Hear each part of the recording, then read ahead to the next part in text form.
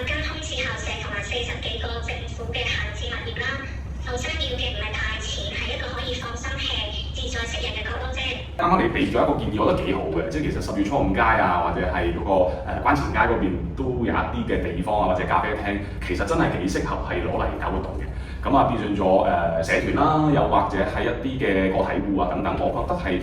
會唔會未來時間真係可以推動多啲咧？政府或者係社團。